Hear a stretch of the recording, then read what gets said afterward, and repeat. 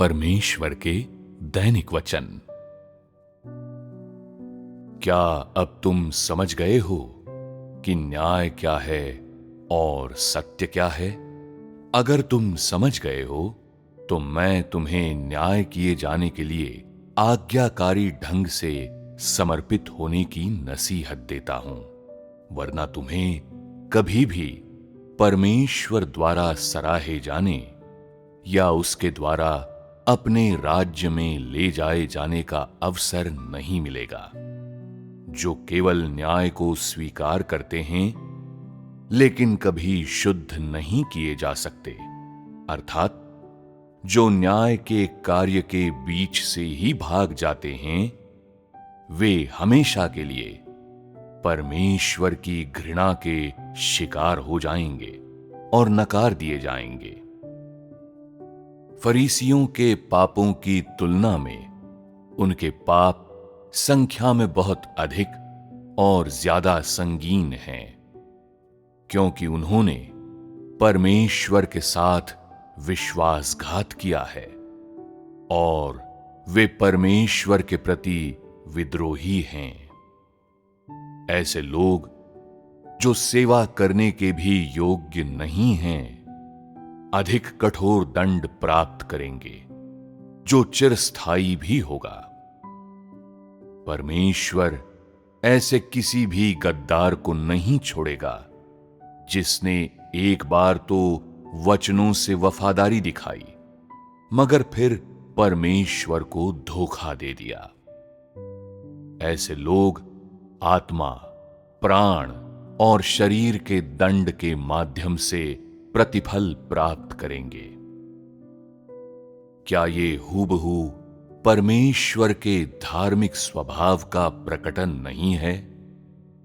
क्या मनुष्य का न्याय करने और उसे उजागर करने में परमेश्वर का ये उद्देश्य नहीं है? परमेश्वर उन सभी को जो न्याय के समय के दौरान सभी प्रकार के दुष्ट कर्म करते हैं, दुष्टात्माओं से आक्रांत स्थान पर भेजता है और उन दुष्टात्माओं को इच्छानुसार उनके दैहिक शरीर नष्ट करने देता है और उन लोगों के शरीरों से लाश की दुर्गंध निकलती है। ऐसा उनका उचित प्रतिशोध है।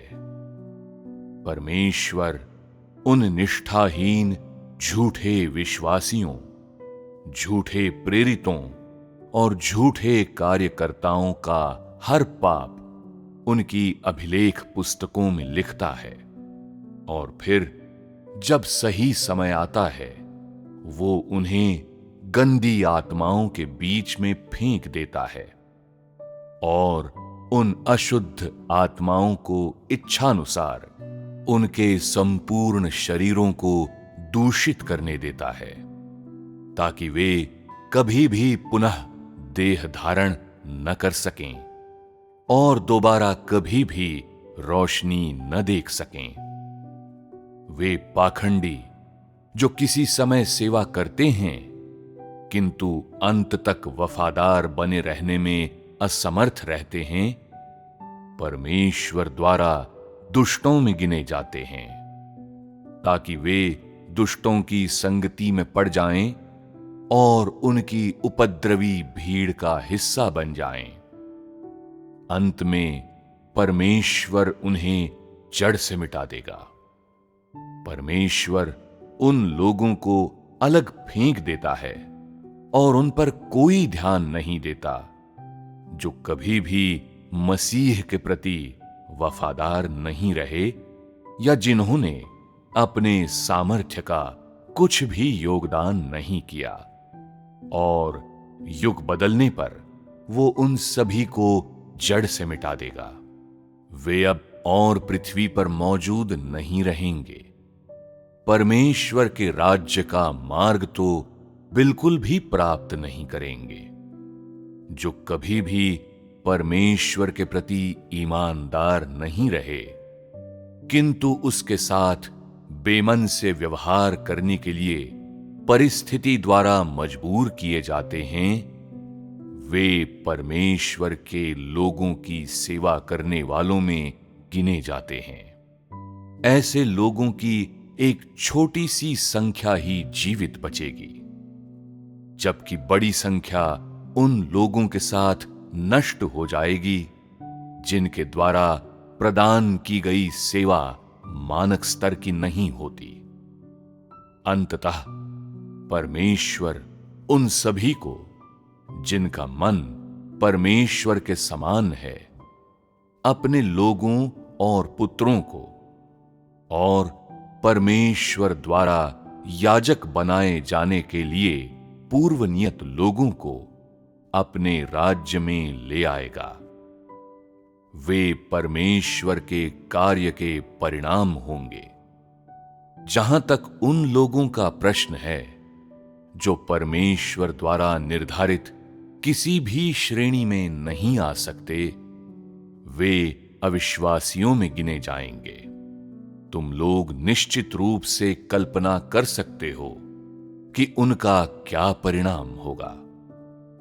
मैं तुम सभी लोगों से पहले ही वो कह चुका हूं जो मुझे कहना चाहिए। जो मार्ग तुम लोग चुनते हो वो केवल तुम्हारी पसंद है।